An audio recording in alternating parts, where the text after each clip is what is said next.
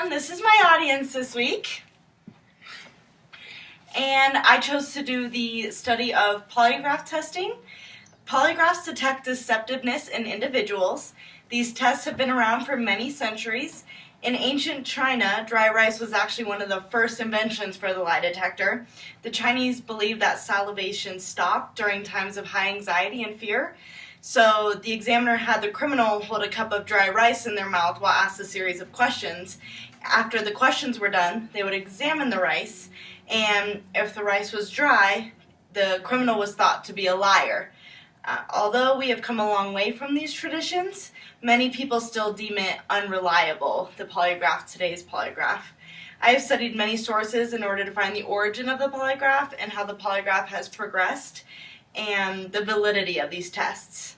So the origins of it was officially named the polygraph test in 1921 by Dr. John A. Larson, who was a psychiatrist in Berkeley, California.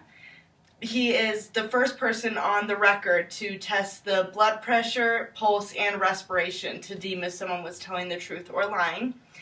The development of it, a gentleman named Keeler came along and became interested in the subject and enhanced it with his own technology. He then coined the term the galvanic skin response, which recorded the apparent changes in the skin resistance to electricity to see if they were lying or not. He is now recognized as the father of the modern-day polygraph.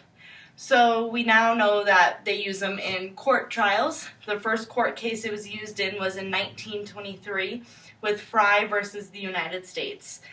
Fry was accused of murder, and they did a polygraph test on him, and he was actually found to be telling the truth, while the jury still found that he was guilty.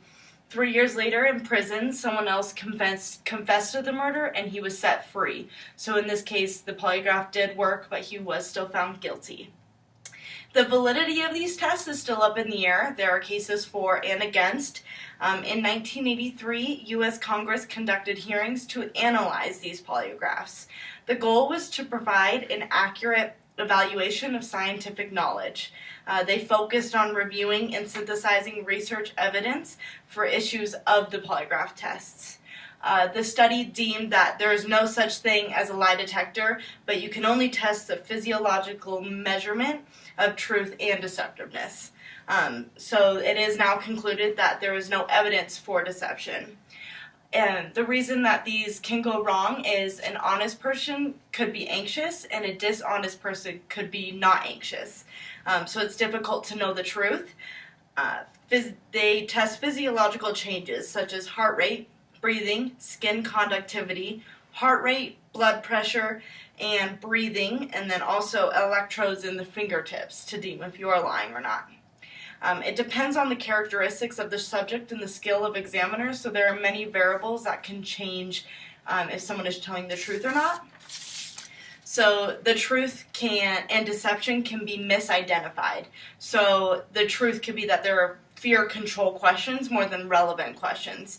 So a fear control question is designed to arouse a subject's concern to the subject, and a relevant question is asking about the crime that they know that they did not commit or did commit. If no difference is found, it's ending up to be inconclusive, which therefore can make a polygraph be deemed helpful or not helpful if it's inconclusive. These tests can also be beaten. Many people have beaten them with meditation and anti-anxiety medications. If you slow your heart rate, many people have passed these tests, so they have been found to be less reliable than they were back in 1920s. So the ethics of it is that some polygraph tests could be the people that give the test, they could be paid to ask certain questions if you're on one side of it and want the other, and they could also be hiding information, so the right questions may not be asked. So studying this topic has been very interesting because there is controversy whether polygraph tests should be used in court systems or not. And as opposed to the Fry case where he was telling the truth but was still found guilty, that is a good example of why we should use polygraph tests.